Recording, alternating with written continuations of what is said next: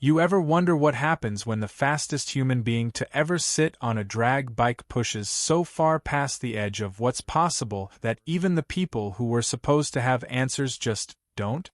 That's the story we're getting into today. And I'm warning you right now, this one doesn't have a clean ending. Because the truth is, neither did he. This is legacy motoring, and I spend way too much time thinking about the men and machines that rewrote the laws of speed before anyone knew the laws existed. If you're someone who loves the raw, unfiltered history of motorsport, the kind of stories that never made it to prime-time television but absolutely should have, make sure to hit the subscribe button and give this video a thumbs up if this helps you out. Here's where we start. September 1st, 1996. Indianapolis Raceway Park. A Sunday afternoon in front of a stadium packed with drag racing fans who showed up specifically to watch something that had never been done before. The run that happens next doesn't count for a championship, doesn't earn a single point standing, doesn't even qualify as a competitive pass by the sanctioning body's own definition. It's an exhibition. Just a man and a machine doing what they were both built to do in front of people who understood exactly how extraordinary it was.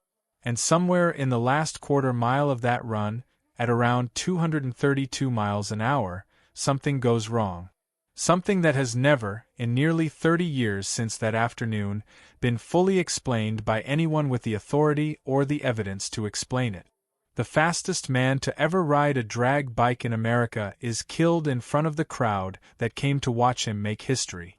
And the sanctioning body's official spokesman tells reporters that same day, and I am quoting this directly, "We don't know why or how it happened."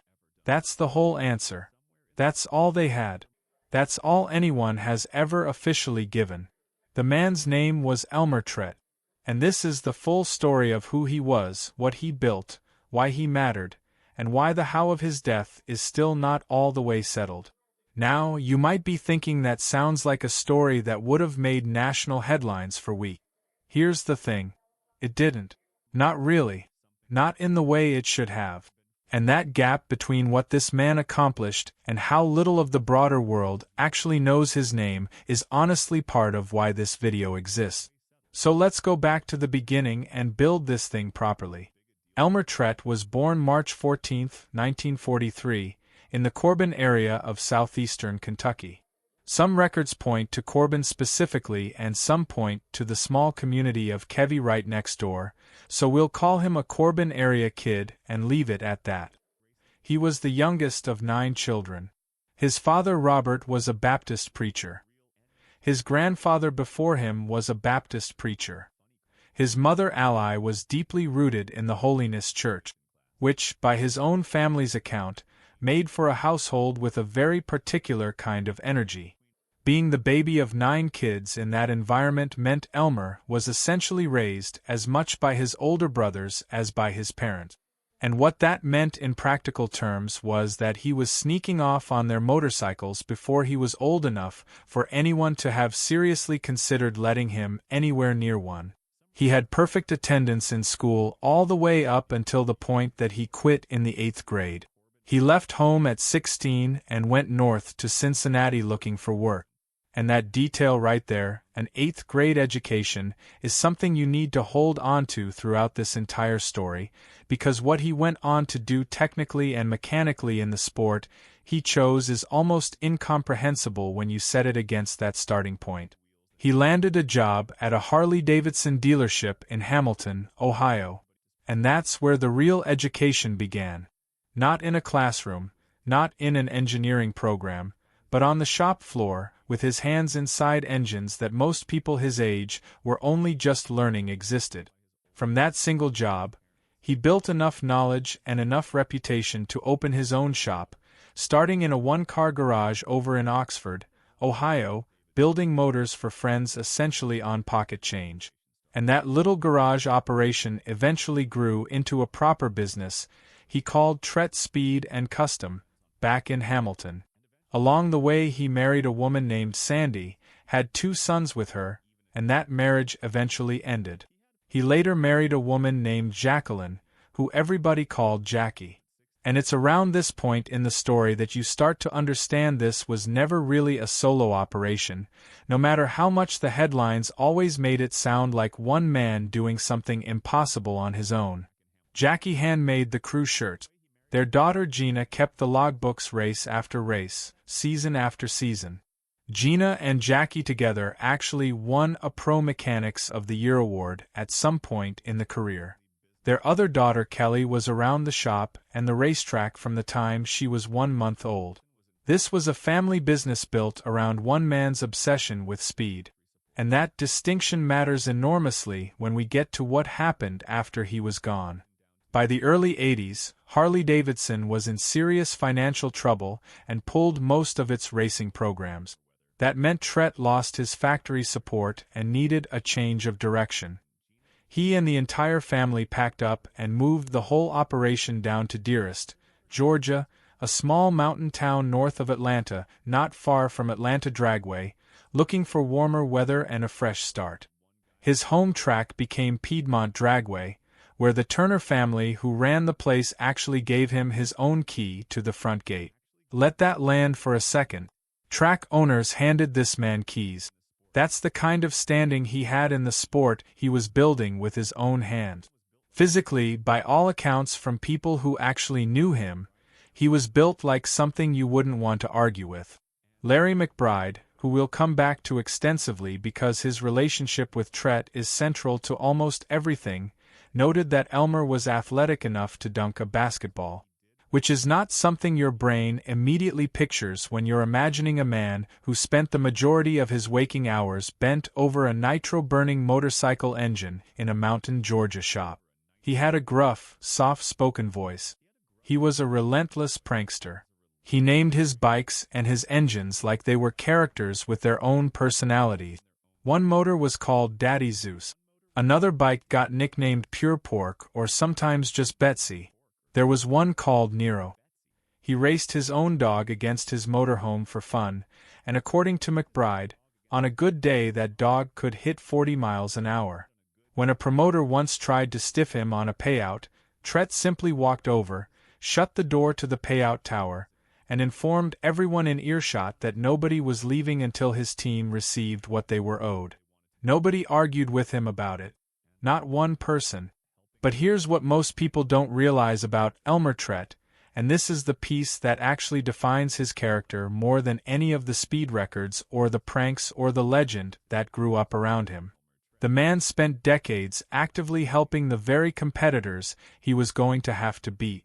Terry Vance, who went on to become half of the legendary Vance and Hines name in motorcycle performance, still talks about a race in Cincinnati in the mid-70s where his team ran completely out of tires mid-event and nobody in that paddock would help them.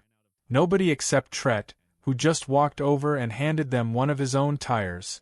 No transaction, no negotiation, just here, take it. Vance credits him for it decades later, and says flat out that anybody racing a drag bike today owes something to Elmer Trett. He did the same thing for a rider named Tony Lang, talking him out of building a funny bike and into Top Fuel by personally offering to buy. Alright, picture this. A man sitting on roughly 1,000 pounds of nitro-burning metal, traveling faster than any human being had ever gone on two wheels, on a pass that meant absolutely nothing in terms of points, championships, or official recognition. No trophy on the line. No title at stake. Just a stadium full of fans who showed up to watch him do what nobody else in the world could do. And somewhere in the last quarter mile of that run, something happened. Something that the sanctioning body that governed the sport couldn't explain that afternoon, couldn't explain that year, and to this day, nearly 30 years later, still hasn't fully explained. That's where this story lives. Right there in that gap between 232 miles an hour and the nothing that came after it. This is legacy motoring, and I spend way too much time thinking about the forgotten corners of motorsport history, the stories that deserve 10 times more attention than they ever got. If you're someone who loves digging into the real, unfiltered, complicated history behind racing and the people who built it with their bare hands, make sure to hit the subscribe button and give this video a thumbs up if this helps you out. Here's the thing about Elmer Trett. If you run in drag racing circles, his name carries weight the way certain names just do. The Godfather, the Encyclopedia, the Man. Those are real quotes from real people who knew him, raced against him, and in more than a few cases, only got into the sport because he personally handed them a way in. But outside of those circles, outside of the people who were actually there, he is almost completely unknown. And that disconnect between how significant this man actually was and how little the broader world knows about him is something that genuinely bothers me every time I go back through the research. So we're going to fix that today, at least for the people watching this video. To understand the full weight of what happened on Sunday, September 1st, 1996, at Indianapolis Raceway Park, you have to understand what top fuel motorcycle drag racing even was at that point. And here's what most people don't realize. It was not a full championship class in the traditional sense. It was not NASCAR. It was not even a proper National Hot Rod Association points category the way Top Fuel cars or funny cars were. Top Fuel motorcycle in 1996 was an exhibition class. Riders would show up at major NHRA events like the U.S. Nationals and put on a show between rounds of the racing that actually counted towards standings. No championship points from NHRA. No official trophy from the sanctioning body.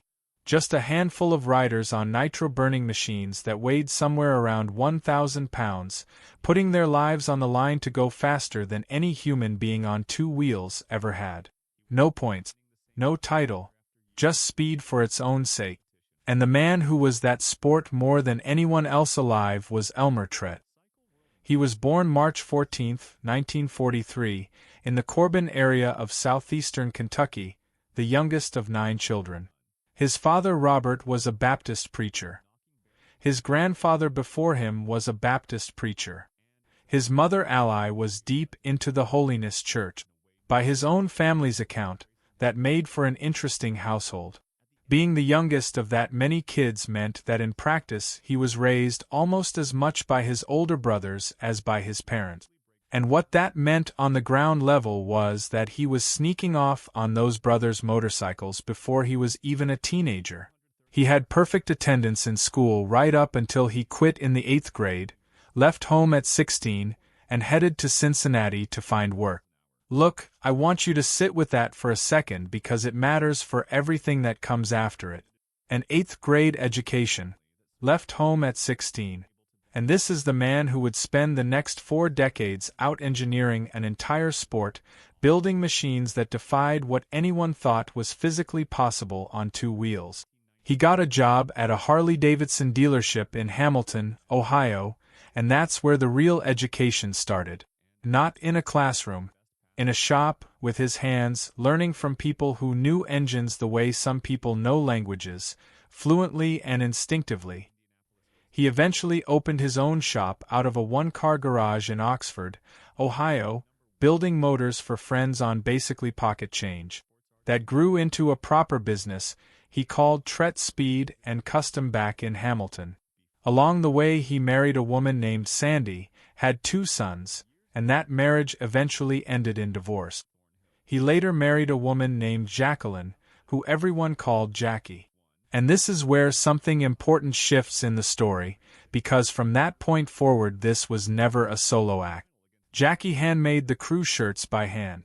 Their daughter Gina kept the logbooks race after race, season after season. Gina and Jackie together actually won a Pro Mechanics of the Year award. Their other daughter Kelly was around the shop and the racetrack from the time she was literally 1 month old. What Elmer Trett built over his career was a family business wrapped around one man's obsession with speed. And understanding that changes how you feel about the end of it. By the early 1980s, Harley-Davidson hit serious financial trouble and pulled most of its factory racing support. That meant Trett lost his backing and needed a change of scenery. He moved the whole family operation down to Dearest, Georgia, a small mountain town north of Atlanta, not far from Atlanta Dragway, looking for warmer weather and a fresh start. His home track became Piedmont Dragway, where the Turner family who ran the place gave him his own personal key to the gate. Let that sink in for a moment. Track owners just handed this man keys. That's the kind of standing he had earned in this sport by that point. Physically, by all accounts from people who knew him, he was built like a mountain. Larry McBride, who would go on to be one of the most important names in Top Fuel motorcycle history, said he was athletic enough to dunk a basketball. That is not what you picture when you imagine a man who spent his career bent over a nitro-burning engine in a Georgia mountain shop. He had a gruff, soft-spoken voice. He was a relentless prankster. He named his bikes and his engines like they were characters in their own story. One motor was called Daddy Zeus. One bike he nicknamed Pure Pork, or sometimes just Betsy. There was one called Nero. He raced his own dog against his motorhome for fun, and according to McBride, on a good day that dog could hit 40 miles an hour. When a promoter tried to stiff him on payout money after a race, Trett simply shut the door to the payout tower and told everyone that nobody was leaving until his team got paid. Nobody argued with him. Nobody. That tells you everything about the kind of presence this man had. But here's what most people don't realize about Elmer Trett, and I think it's actually the most important part of understanding who he was. The thing that defined him more than any of the speed records, more than any of the machismo or the physical presence, was what he did for the people who were supposed to be his rivals. There is a line in his Hall of Fame biography that puts it as cleanly as it can be put. He took it upon himself to talk to riders in other classes and give them a hand if they wanted to make the jump up to Top Fuel. And a lot of the time, that meant personally helping a guy he was going to have to line up against the very next race. Terry Vance, who would go on to become half of the legendary Vance and Hines name in motorcycle performance, still talks about a race in Cincinnati in the mid-1970s where his team ran completely out of tires mid-event. Nobody would help them. Nobody except Trett, who walked over without being asked and handed them one of his own tires. Vance has credited him for it for decades, saying that is just the kind of man he was, and that anyone racing a drag bike today owes something to Elmer Trett. He did the same thing for Tony Lang, a rider who would go on to win 5 Top Fuel titles of his own. Trett talked Lang out of building a funny bike and into Top Fuel, and to seal the deal, he offered to personally buy Tony's first 5 gallons of nitro out of his own pocket.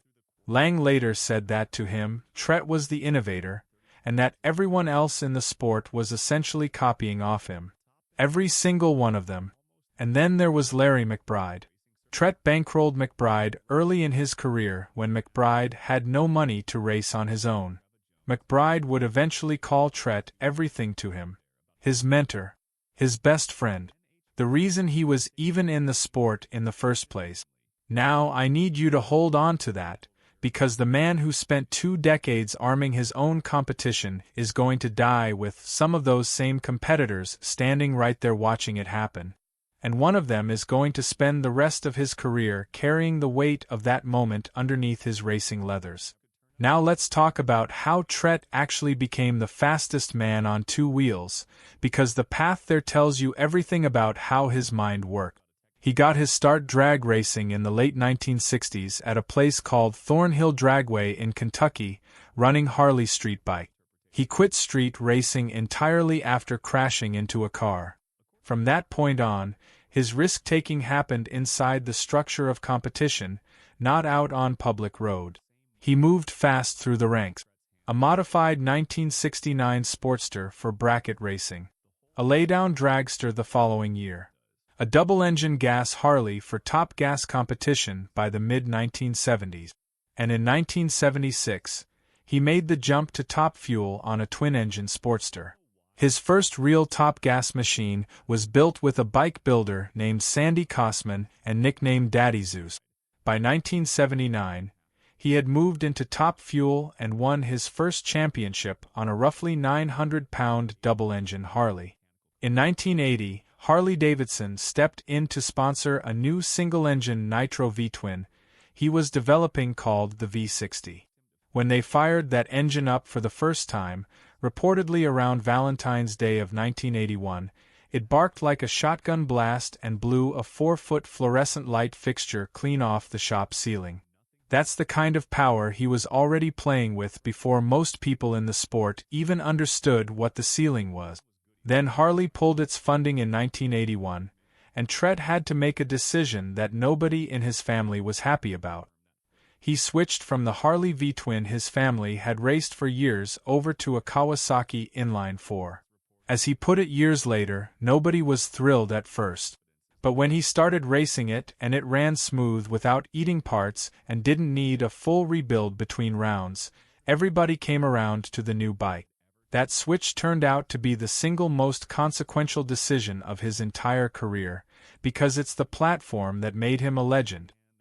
He reworked the Kawasaki design into something entirely his own, eventually building engines patterned loosely after the Keith Black V8 architecture that dominated four-wheel top fuel and funny car racing at the time.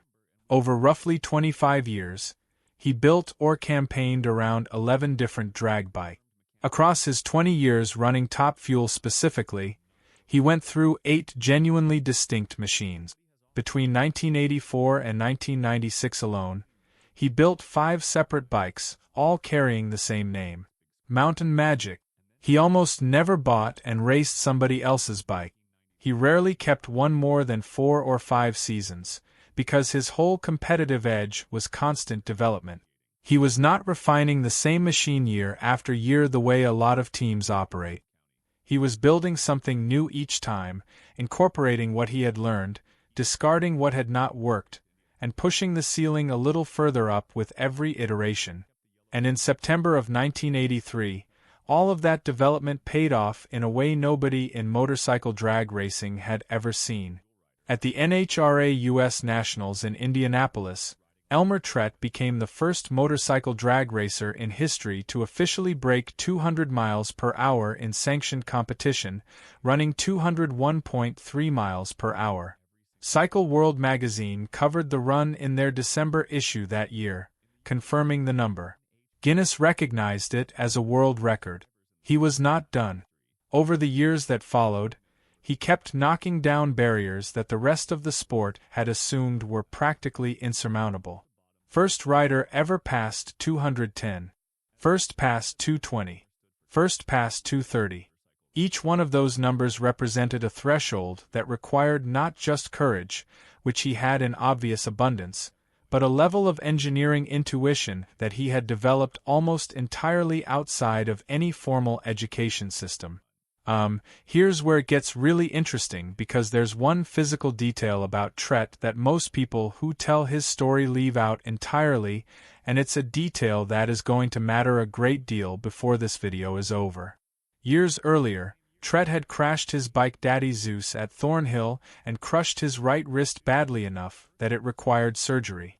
Pins were placed in that wrist, and according to his family, the surgery left him permanently unable to bend that wrist backward. What that meant in practice for every single run he ever made was that he had to physically remove his right hand from the handlebar in order to reach his brake. Every pass, every time, at speeds that would make most people's vision blur just thinking about them. Keep that detail in your back pocket, because we are going to come back to it. In September of 1994 out at Atco, New Jersey, he ran 6.36 seconds at 234 miles per hour in a side-by-side pass against Tony Lang, the same man he had once bought into the sport with 5 gallons of nitro. That run was memorable enough that Motorsport's artist Kenny Youngblood turned it into a limited edition print.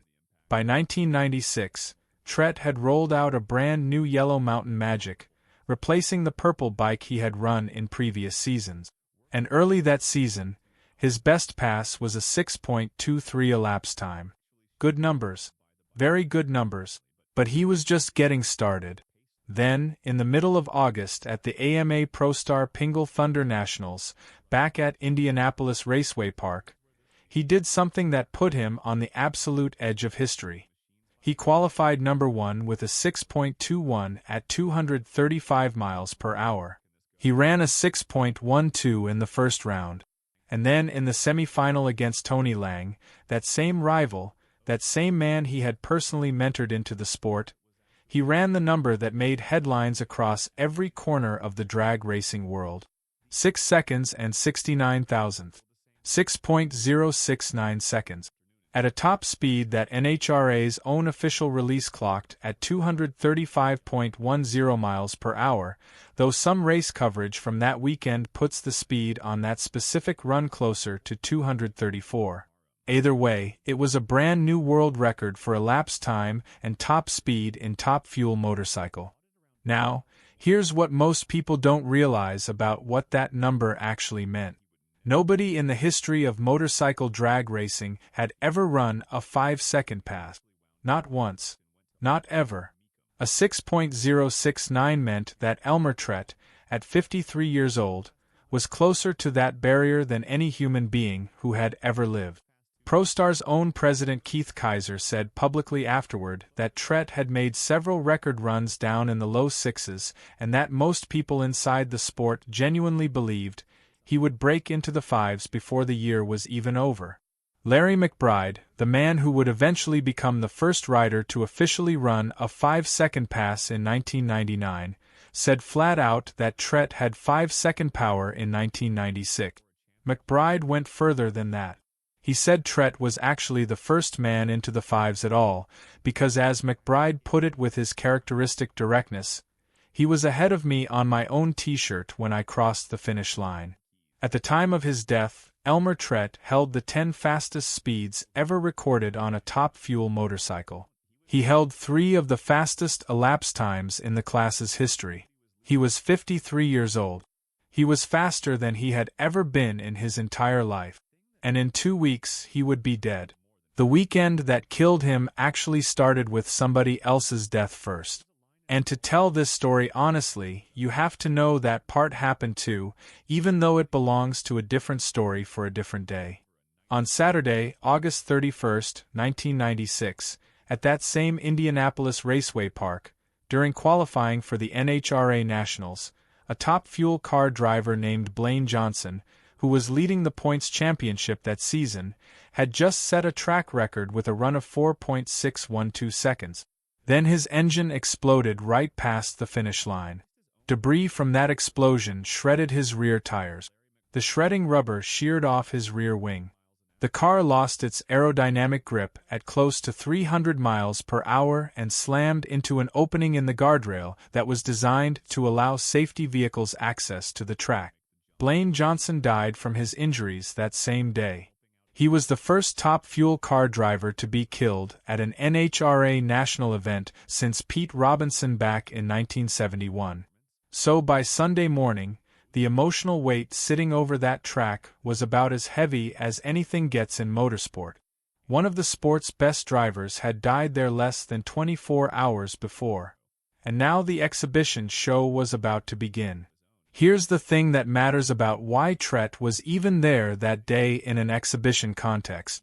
He had personally pushed to get top fuel motorcycles in front of NHRA car crowds specifically because he wanted to grow the class he had given his entire adult life to. This was his idea. His own daughter Kelly said later that he tried very hard to see the sport grow, and getting the top fuelers onto these NHRA stages was central to that effort. He believed in the class so deeply that he was willing to put himself on the line in a non-championship context just to give it more visibility. Keep that in mind as this continues. He was not there because he had to be. He was there because he wanted the sport he loved to be bigger than it was. The exhibition field that Sunday included McBride, Tony Lang, Chris Hand, and Ron Webb. On the pass that would kill him, Trett lined up against Tony Lang, the same rival he had bought into the sport with 5 gallons of nitro decades earlier. The same man who would, years later, marry Trett's own daughter Gina. That is not a detail I am adding for dramatic effect. That is simply what the record shows. He made the run. He came off the line. He got through the entire quarter mile. He crossed the finish line at right around 232 miles per hour. And then, in the shutdown area at the top end of the track, in almost the exact same stretch of racing surface where Blaine Johnson had gone down 24 hours earlier, something went wrong. And Elmer Trett came off his motorcycle. Now, I want to be precise here, because there are conflicting versions floating around online about how quickly he died. And the honest thing to do is go back to what the contemporary sources actually say. He did not die instantly at the crash site. He came off the bike near the top end and went down hard enough to suffer severe head injuries. Track workers pulled him from the wreck alive at around 1:30 in the afternoon. He was rushed to Methodist Hospital in Indianapolis. According to hospital spokeswoman Trevor Jones speaking to the Associated Press that day, he was pronounced dead at the hospital roughly an hour after arriving. NHRA's own official statement confirmed it plainly and without embellishment. Top Fuel motorcycle rider Elmer Trett died from injuries sustained in an accident Sunday during an exhibition pass at the NHRA U.S. Nationals at Indianapolis Raceway Park. Trett, 53, of Dearest, Georgia, died at Methodist Hospital. Now here is the part of this story that has never really been closed. And this is the whole reason the story still matters 30 years later. NHRA spokesman Jim Edmonds spoke to reporters that same day. And here, to the best of the historical record's ability to capture it, is exactly what he said. He just lost control when he passed the finish line. We don't know why or how it happened. That is the official explanation from the sanctioning body for how the fastest man in the history of their sport died. We don't know why or how it happened. That's it. That is the complete statement. Now, you might be thinking, okay, that's just how accidents work sometimes. Racing is dangerous. Things happen faster than anyone can process, and explanations are hard to come by. And look, I understand that reaction completely.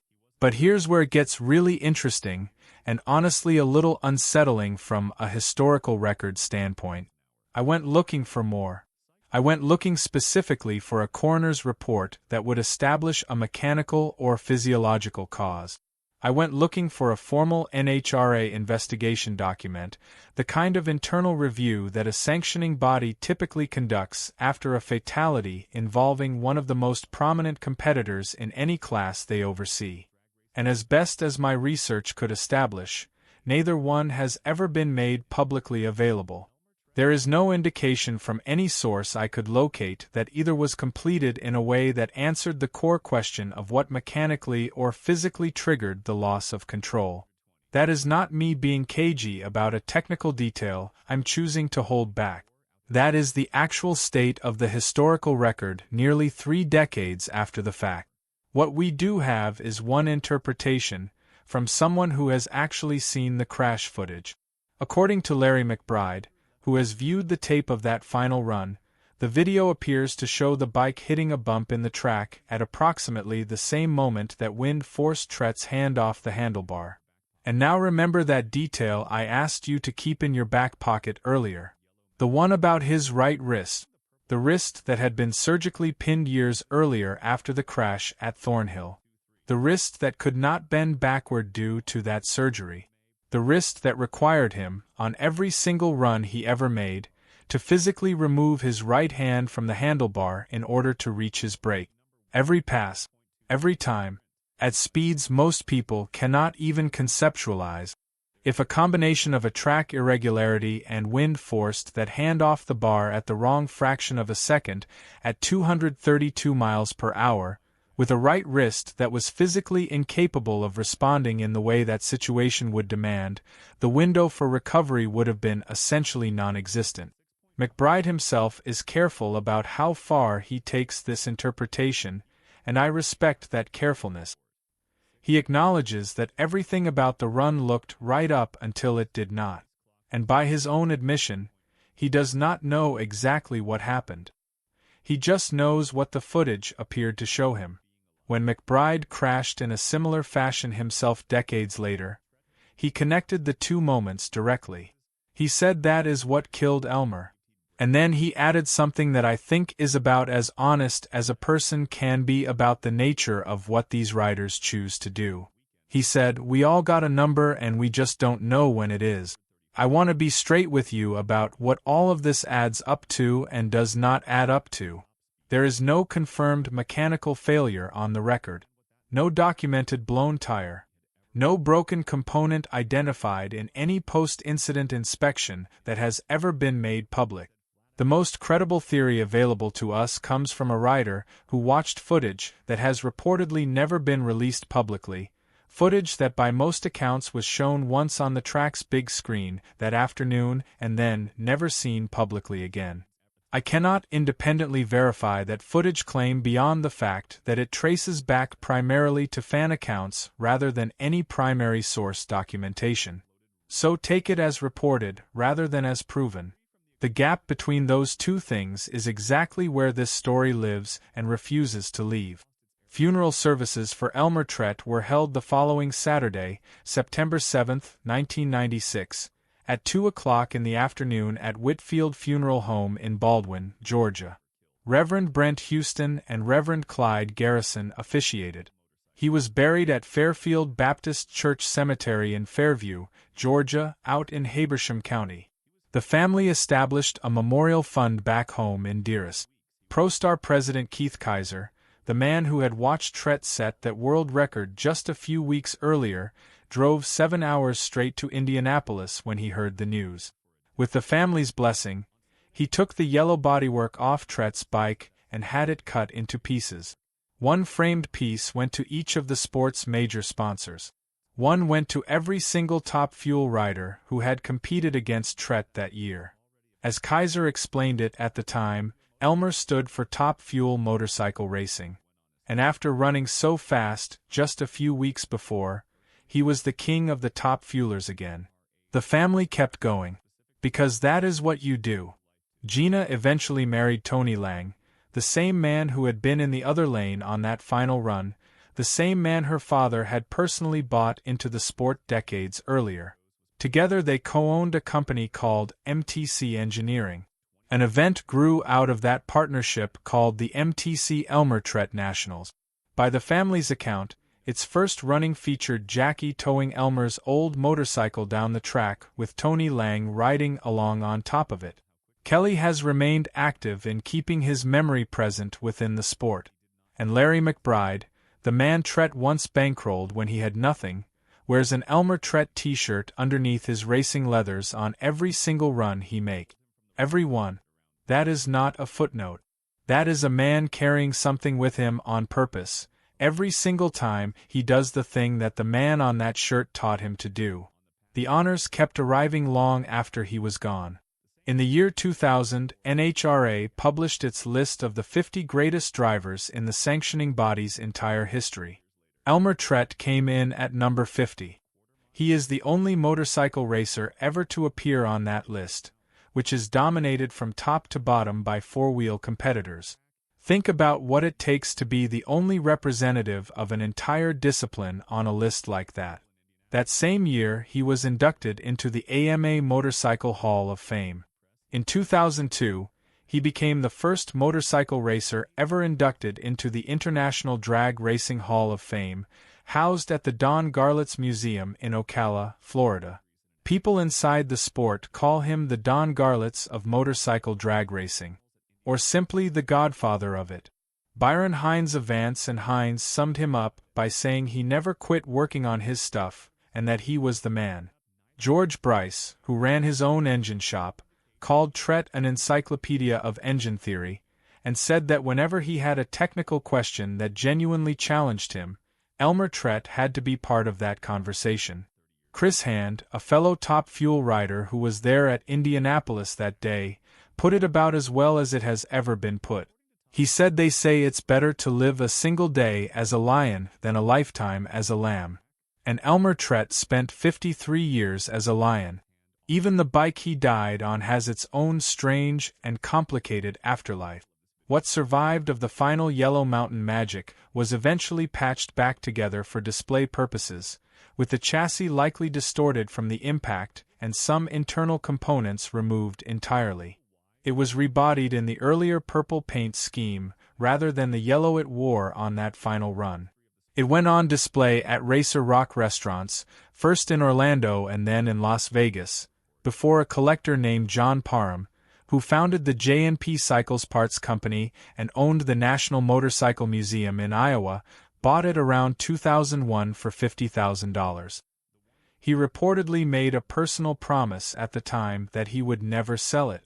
Parham passed away in 2017. When his museum eventually wound down its operation, the collection went to auction through Mecum. A buyer named Sid Chantland from Montrose, Minnesota won the bike at $60,000, which worked out to approximately $72,000 after fees.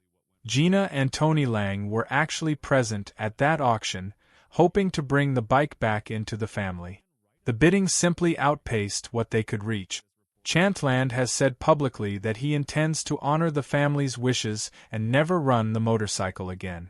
So here is where this all leaves us, and I want you to sit with this for a minute. Elmer Trett spent his entire adult life building machines by hand out of a mountain town in Georgia, driven by one question: how much faster can this go? He answered that question over and over across more than 2 decades. First motorcycle passed 200 miles per hour. First passed 210.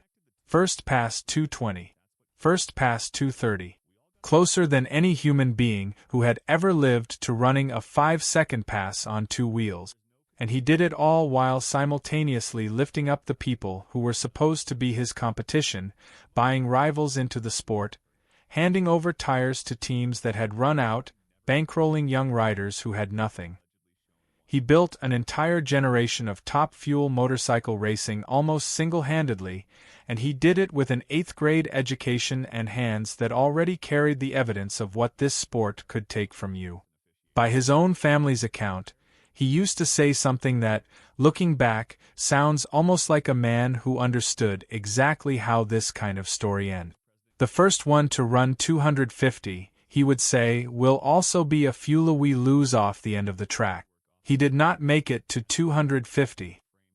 He made it to 232 on a run that counted for nothing in the official record, on a Sunday afternoon at a track where another man had already died 24 hours before, in front of a stadium full of people who had come specifically to watch him do what nobody else in the world could do.